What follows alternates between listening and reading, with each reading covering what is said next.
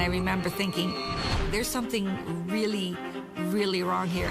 My mom would be burping over and over for 20 minutes, and it was just weird. If anything happened, what would my life be without her? She felt that her face was going numb. The first three things that popped into my mind were an aneurysm, stroke, brain tumor. I was just absolutely horrified, and it sounded like we could lose her. Next, two medical mysteries that defied the experts. For years, Mary Ross has been grappling with a laundry list of embarrassing symptoms, from severe belching to explosive diarrhea. But little does she know they're just the tip of a potentially deadly iceberg. 2 doctors told me that my heart was beating at about a 90-year-old woman's level, and that it was very serious. I felt like a ticking time bomb. Then, Pam Mace is used to running more than 4 miles a day, until a series of bizarre episodes stops her dead in her tracks. I had no control of my life, and it was spinning out of control. When illness strikes, we look to doctors to give us answers. But what if they can't? For these unlucky patients, diagnosis is a mystery.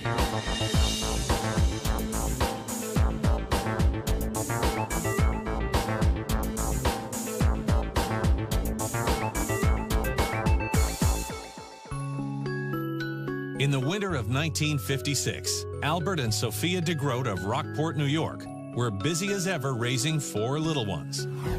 And when Mary Thalia was born in February of that same year, their happy family was thrilled. We were a very close family. It was a joyous household. But from the very beginning, it's clear that Mary is different. She was sick more than any of us were as children. Mary always seemed to get whatever illness was going around. Every year I would have bronchitis or laryngitis. I remember how much it hurt and just dreading having that feeling in my lungs.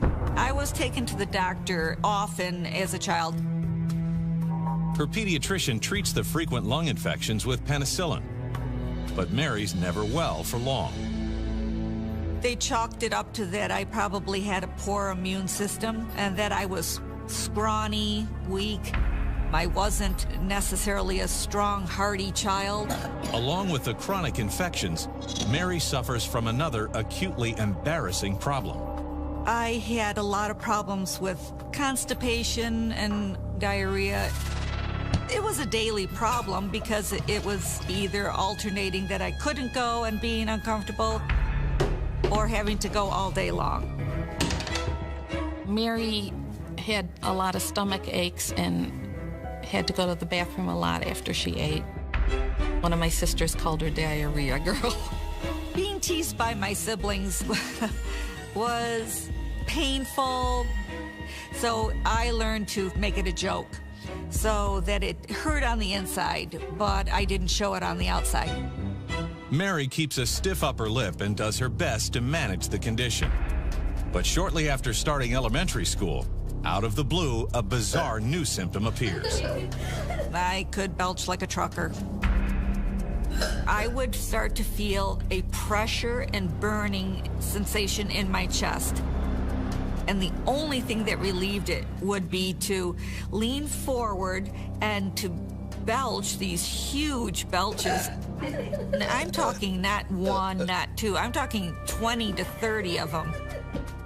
Mary would burp really loud out in public, and I'd always, be like, Mary, and she would say, I can't help it. My parents just yelled at me to stop it and told me, that it wasn't ladylike. My mother always said, oh, you're swallowing air. You're eating too fast. But Mary can't stop it. And as she gets older, her problems only seem to get worse. As I went into my adolescence, I remember having an incident that really made me realize how embarrassing my symptoms were. My mother took us to a store to pick out clothes. I was having a lot of cramping, and there wasn't a bathroom in this store. And I was just feeling like I was going to have an attack of diarrhea, and it was something that I thought that I would be able to control. I ended up waiting too long and having an accident right there in the dressing room. I was so devastated. I remember just being at the bottom of despair. It scarred me in a way. And I think it's also a time when my mom realized that it was a bigger problem.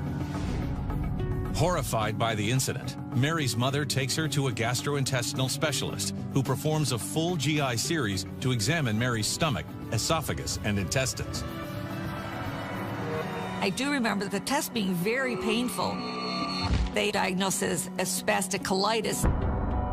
Spastic colitis, known today as irritable bowel syndrome, is a condition in which spasms occur spontaneously in the intestines, causing abdominal cramping, pain, diarrhea, and constipation. There wasn't any pill that they said that it could work on that. And I think that the doctor was kind of saying it was more stress related.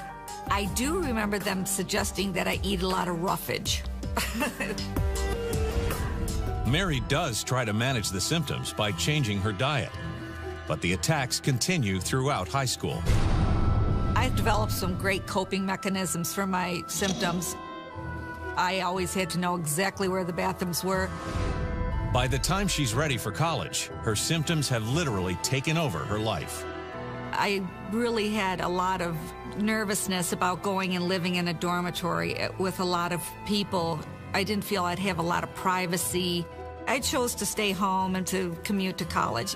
It wasn't the great experience that I had hoped for, but it was better for my symptoms. In the midst of all her anxiety, the last thing Mary is expecting is to fall in love. But just a few months before graduation, that's just what happens when she meets classmate Mark Mahoney. I hid a lot from him. I remember dating him and having an emergency and actually getting up and leaving and driving home because I was too embarrassed to go to the bathroom in his apartment. And then coming back in the middle of the night to sneak back in and not even tell him that I had gone. And I remember thinking, there's something really, really wrong here.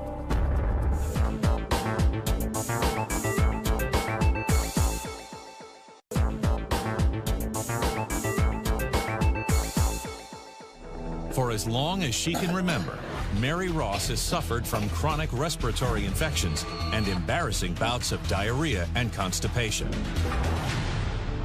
It was humiliating to have to go through that. My body was not my friend. But there wasn't anything that they really could give me to make it better. But at the age of 22, Mary's found a man who accepts her as she is. They marry in 1978, and a year later, she's thrilled to discover she's pregnant. I was so excited. That was the culmination of my life's dream to be a mom.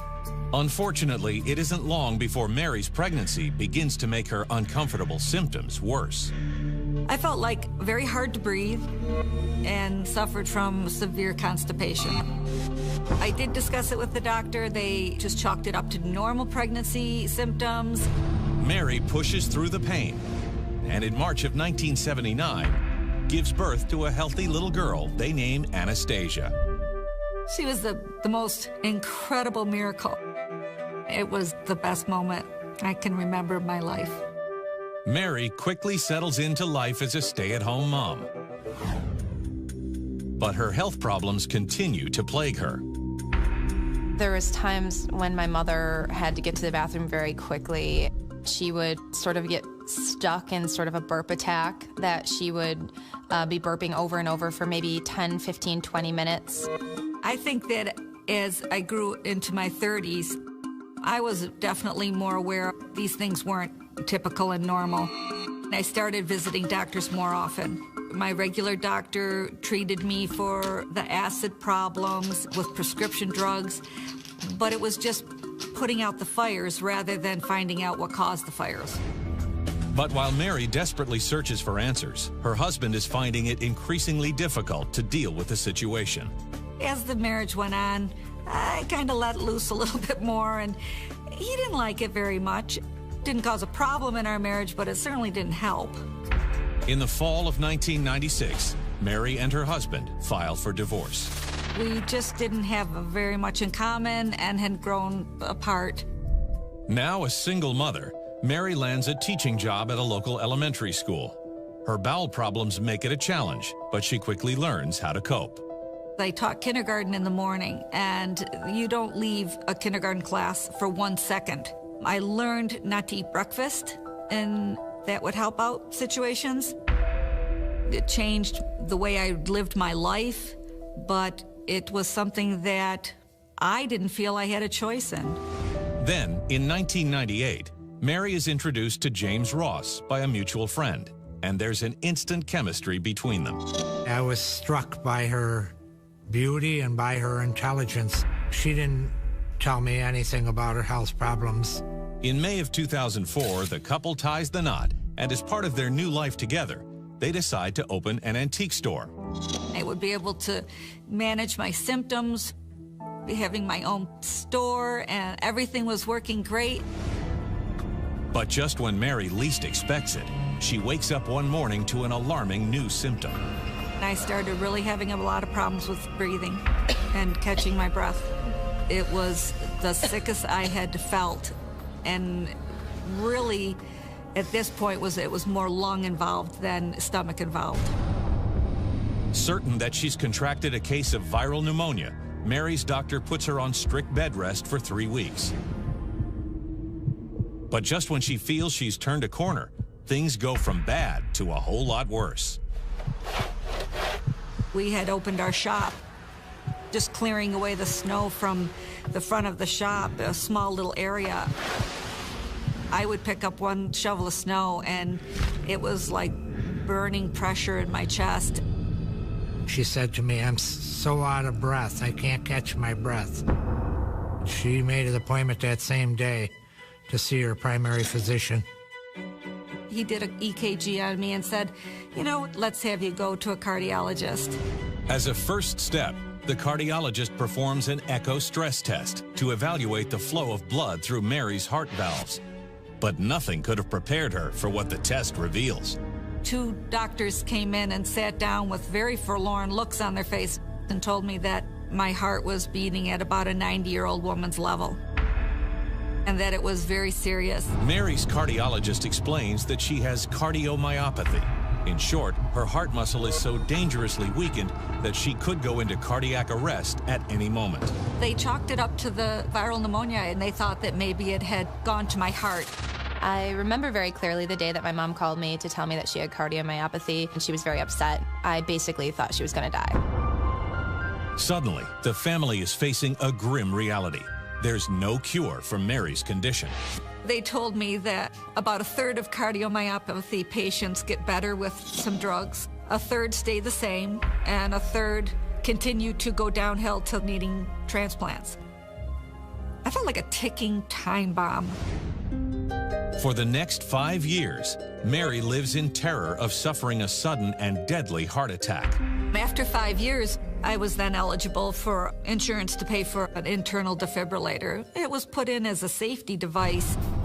An implantable defibrillator is about the size of a pack of cards and is connected to the heart with electrodes. If the heart suddenly stops or beats irregularly, the electrodes briefly shock the heart back into motion.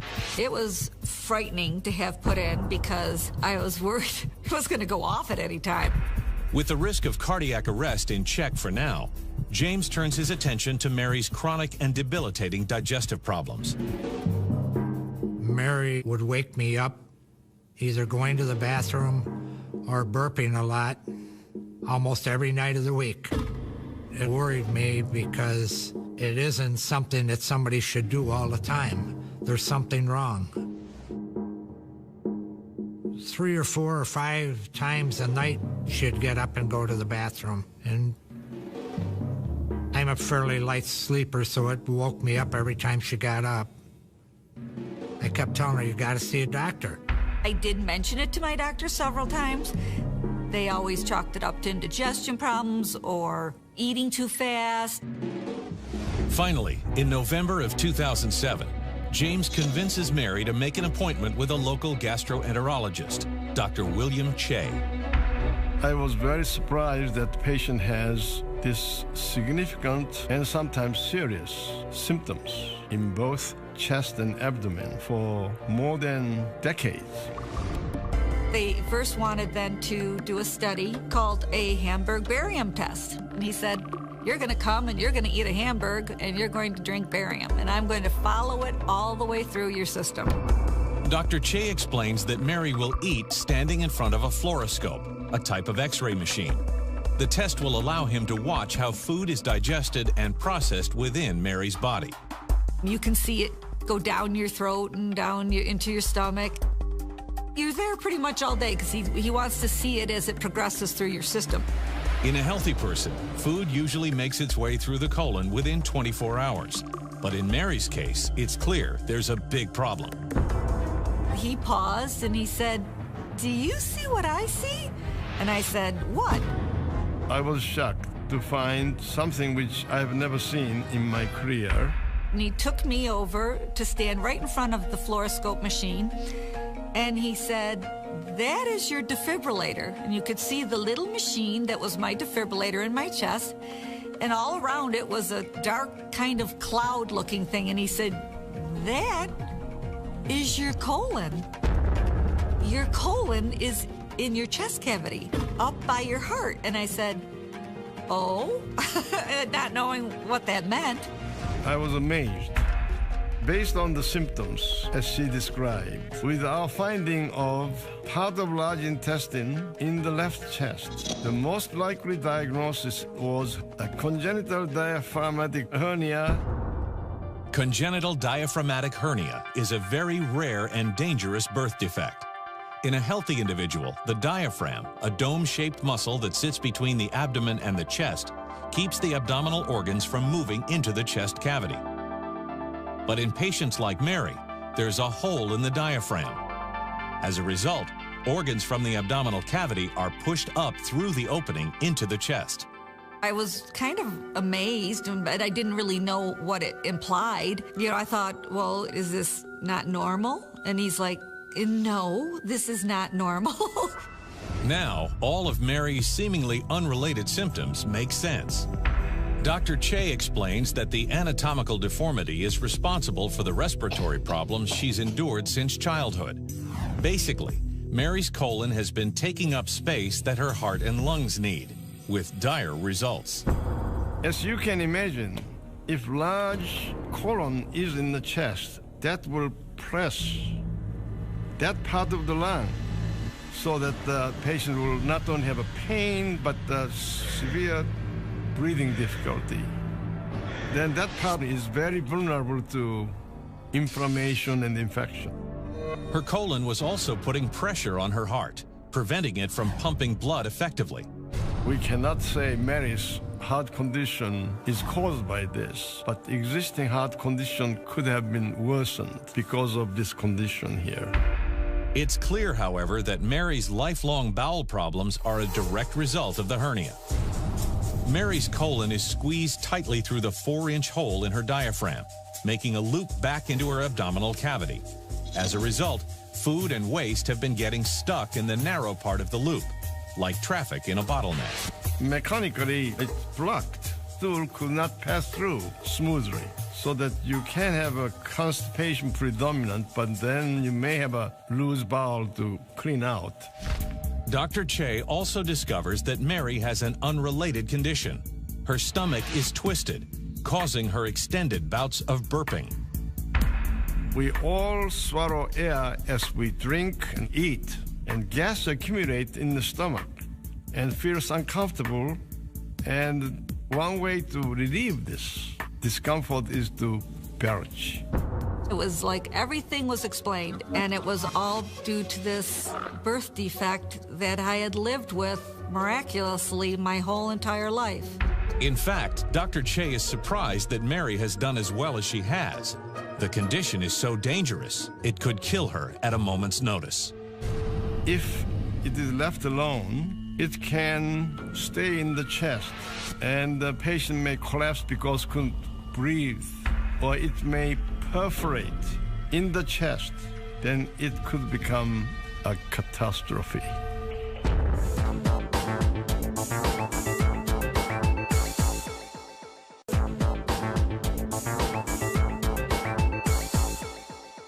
Since childhood, 51-year-old Mary Ross has suffered from diarrhea, constipation, excessive burping, and respiratory infections. When she was diagnosed with heart disease and given a defibrillator, she assumed the symptoms were unrelated. But now, a gastroenterologist has made an astounding discovery. A portion of her colon is actually lodged inside her chest cavity. That really shocked me. I thought maybe I didn't understand anatomy, and it was just weird. It's imperative Mary undergo surgery to put her colon back in place and seal the 4-inch hole in her diaphragm right away. But the procedure is risky. Her heart and lungs are already so compromised, they may not be able to handle the stress of the long, complicated procedure. I went into the surgery very nervous, frightened, didn't know what was going to happen. I was thinking about if anything happened to Mary, what would my life be without her? A grueling 7 hours later, the surgeon pronounces the operation a success. When I came out of surgery, I was told that they had removed 1.5 feet of my colon out of my chest cavity, and they had been able to put it back where it was supposed to be without removing any portions of it, and they put a Gore-Tex patch over the hole. I instantly realized that I wasn't belching anymore. My digestion went right to normal almost immediately after surgery. Though Mary's heart is permanently damaged, a few months after the surgery, her lungs are already on the mend. The heart doctors were shocked that my lung function's normal for the first time. Mary is thrilled to finally be free of her debilitating symptoms. But she can't help but wonder why it took over 50 years to get a correct diagnosis.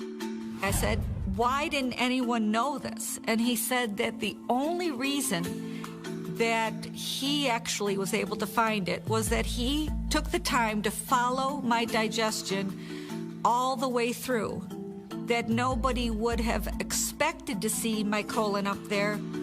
Even the surgeon who implanted Mary's defibrillator didn't see it because he only made a 2-inch incision under her collarbone. This is a very, very rare condition, and unless it is fully herniated into the chest and one can see with a plain x-ray of the chest, very likely correct diagnosis will be missed. I think that it would have been nice to have found it. It would have made my life different, but I don't look back. I only look forward. I don't think there will be any problem with her anymore. I don't think there should be any serious digestive problems in relation to herniated the colon into the left chest. Today, Mary is living a life she never could have imagined. You start to think that maybe life was a gift, and there was a real meaning for me to be here. I survived it, and I better live it to the fullest. While Mary Ross was forced to endure one humiliating symptom after another over the course of a lifetime, Pam Mace was the picture of health until a sudden strange disease threatened to take it all away. In the summer of 2000, 37-year-old Pam Mace was living a healthy and active life in Rocky River, Ohio, with her daughter Chrissy and fiancé Bob. I was in great shape. I would go to the doctors and they would always tell me they didn't know what I was doing, but just to keep doing it. Health and exercise were a very big part of Pam's life. Pam was almost obsessed with running. She would run at least 4 miles a day. And when she wasn't running, Pam worked long hours as a nurse at the local hospital. I love nursing. I've done critical care and worked on ambulances, but the ER is my passion. Life seems perfect. Until one morning in July, when Pam wakes up with an unusual headache. It was mostly the left side of my head, and it just felt like a dull pressure in my head. Not too concerned, Pam takes some ibuprofen and goes back to bed, waiting for the headache to pass. But it only gets worse. A couple hours into the day, it started to feel like somebody had hit me in the head, only on the left side of my head. I'd never had a headache like that before. But when she steps into the bathroom to get ready for work, Pam's completely taken aback by what she sees in the mirror. My pupils were unequal, and it scared me, and I actually jumped back away from the mirror. My right pupil was dilated, and my left pupil was very pinpoint. As a nurse, the first three things that popped into my mind were an aneurysm, stroke, brain tumor. Frightened by the possibilities, Pam immediately calls her daughter, Chrissy. My mom was very anxious on the phone. I could hear the panic in her voice. Chrissy, something's really wrong. I think I'm gonna have to go to the hospital. But just a few minutes after arriving at the ER, Pam takes a shocking turn for the worse. The whole left side of my face had started to go numb. It started up by my eyes, and then it just felt like it moved inch by inch all the way down to my face until my teeth actually went numb. Terrified, Chrissy grabs a nurse who immediately takes Pam's blood pressure. Normal readings are around 120/80. Pam's are off the charts at 210/130. I'd never had high blood pressure, and a blood pressure that high is very dangerous. In fact, Pam could be in imminent danger of suffering a stroke. The ER doctor orders an emergency CAT scan to find out. It was a very scary moment for me. I had no control of my life, and it was spinning out of control. The doctor came to my bedside after I'd had the CAT scan done and said that they would be sending me home, that the CAT scan was negative, which meant that they had found nothing. After 2 hours, Pam's blood pressure stabilizes, and the doctors can't find any reason to keep her in the hospital. I asked about my symptoms. What about my unequal pupils? What about the headache, the facial numbness? He said that I could take ibuprofen for the headache, and that if the symptoms became worse, to return to the emergency room. The doctor really had no explanation of what was causing my symptoms. We were scared because we knew something was still wrong. We didn't know what the answer was, but we were pretty sure it wasn't take 2 aspirin and call me in the morning. When she gets home, Pam goes straight to bed. But the throbbing headache keeps her up all night.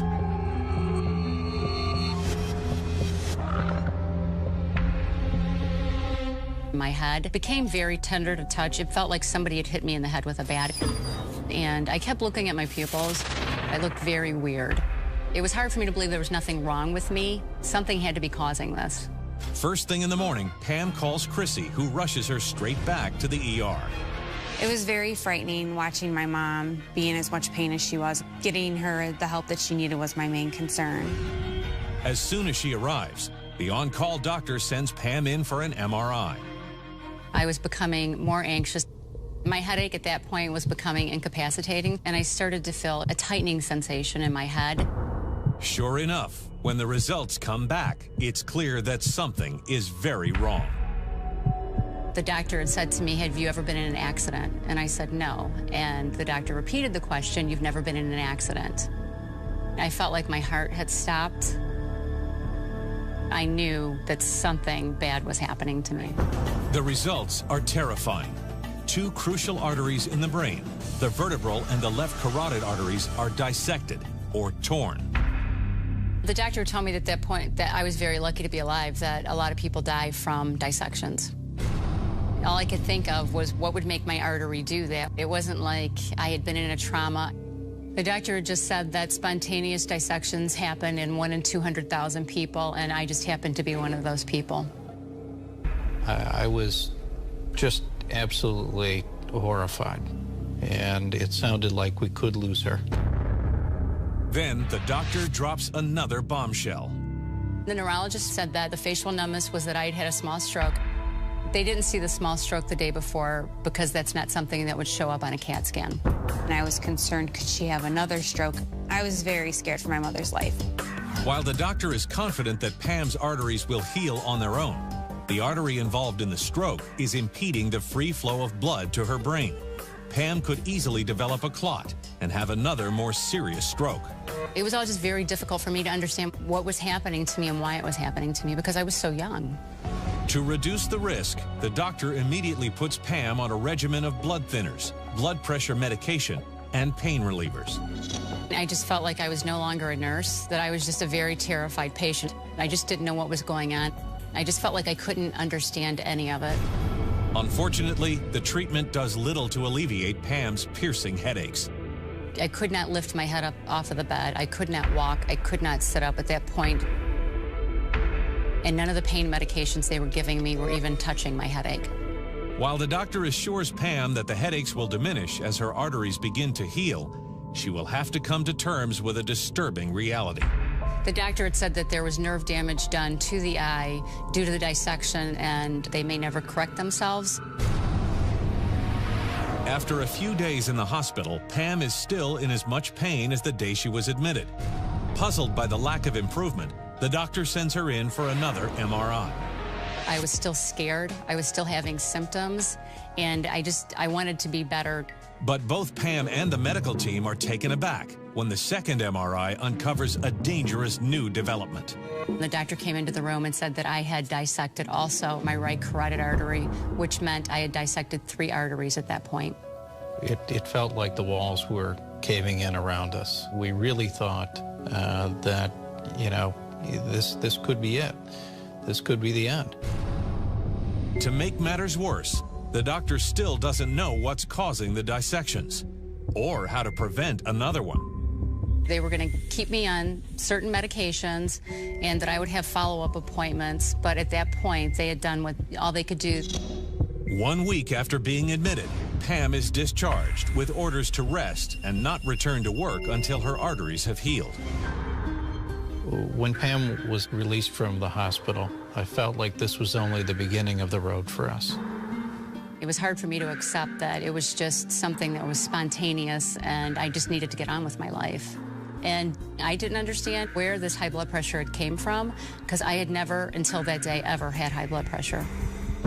There's no question that Pam's medical knowledge played into her understanding just how serious this was. Frustrated and overwhelmed, Pam does her best to remain patient. It was very difficult for me not to be able to work. I'm just used to going and running every day. I was no longer allowed to do any of that. I was on the couch most of the day just sleeping and resting. I still had so many questions that weren't answered. It was hard for me to accept that it was just something that was spontaneous and I just needed to get on with my life. But then, out of nowhere, she is struck with another bizarre symptom.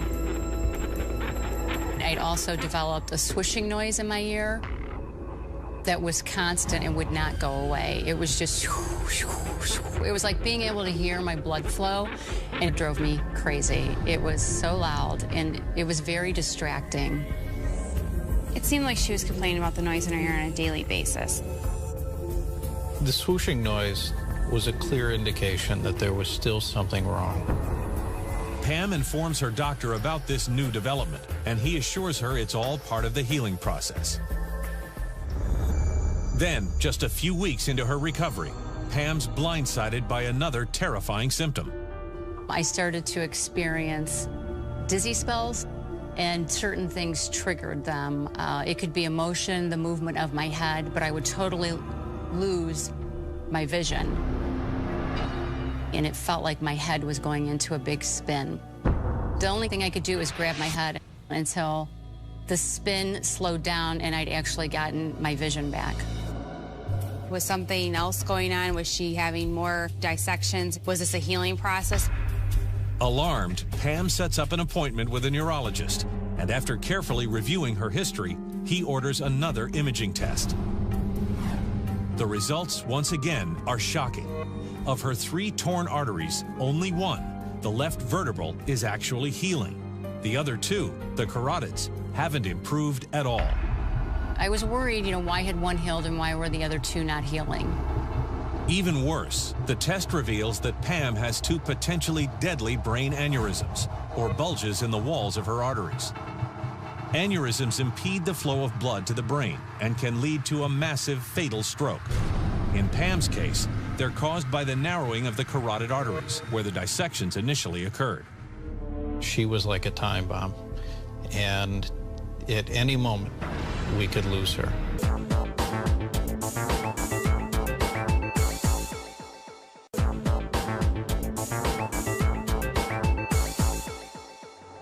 "38-year-old Pam Mace's life is on the line. She has 2 brain aneurysms, the result of spontaneous tears or dissections in her carotid arteries, and they could rupture at any moment. My doctor had told me that they just had to watch him, that there was nothing that they could do at that point, but had to make sure that they weren't getting any bigger. At this point, I wanted another opinion. I wanted somebody else looking at all of my records. 5 months after her symptoms first set in, Pam tracks down Dr. Jay Yadav, an interventional cardiologist and neurologist at the Cleveland Clinic. She had a very serious condition. She was in great jeopardy for a major stroke and perhaps even death. I was suspicious about a serious vascular disorder. To have a definitive diagnosis, we needed to perform cerebral angiography. The cerebral angiogram will help identify any abnormalities in Pam's arteries that could have caused the dissections and confirm whether or not the arteries themselves are actually healing. The doctors today are reluctant to perform this test because it is invasive. It does have some risk. Her condition was severe enough that I felt that it was justified to perform angiography. Complications of going in and doing an angiogram is that they could dissect an artery while they were in there. I could have a stroke. I was very nervous, but yet I just wanted to get it done so that I would finally have some answers. It's a difficult decision, but determined to get well, Pam agrees to undergo the procedure.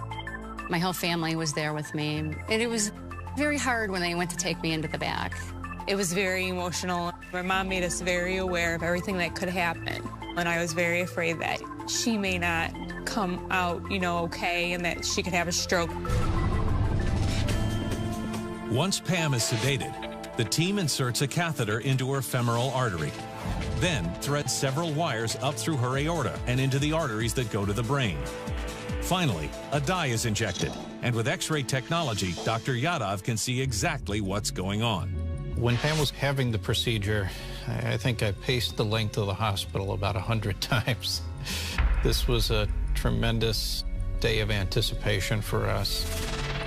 During the hour-long procedure, Dr. Yadav identifies Pam's 2 remaining dissections and 2 aneurysms. I found that the situation was worse than I'd expected. The carotid arteries were so severely damaged and torn that I could not be sure of what she had looking at the carotids. So I decided to look further at an artery that perhaps was not damaged. So I did an angiogram of the artery to the right kidney, the right renal artery, and this demonstrated a classic string of beads appearance, like a string of pearls. When I saw this, I was certain that Pam had fibromuscular dysplasia.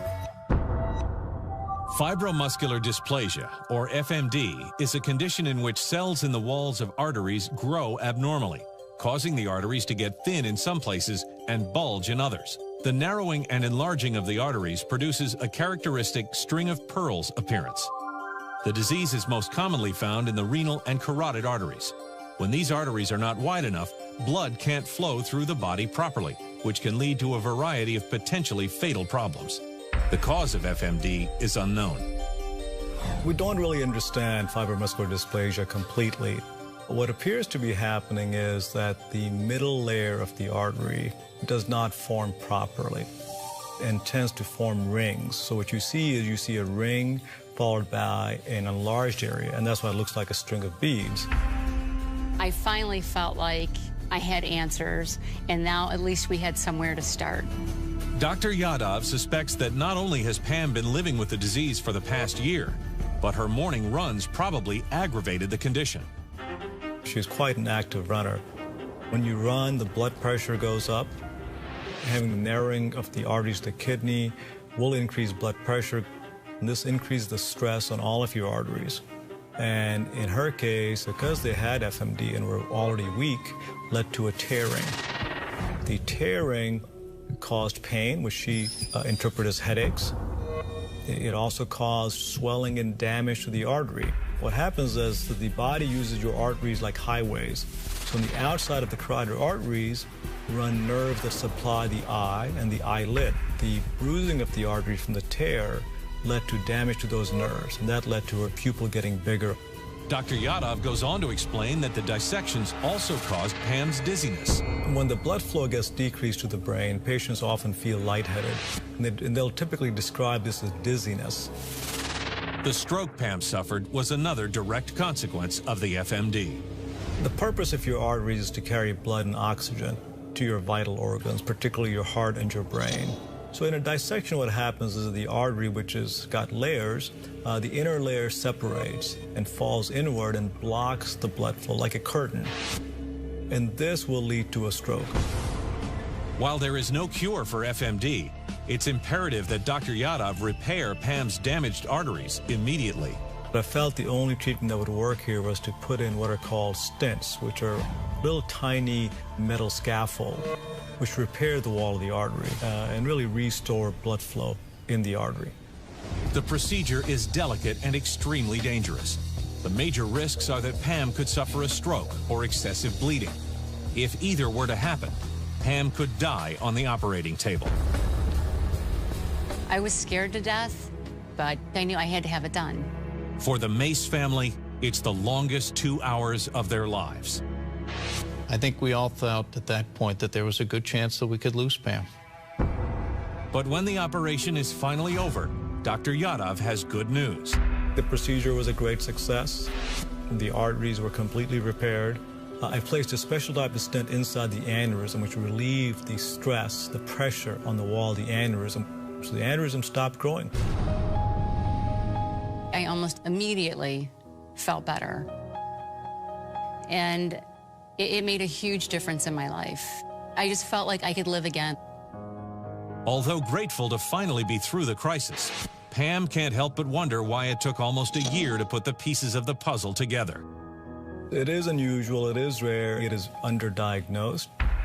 The estimates are that it probably occurs in 2 to 4 people per 1,000. And she looked so young and healthy that nobody suspected that she had a serious disease. Thankfully, Pam was diagnosed soon enough to save her life.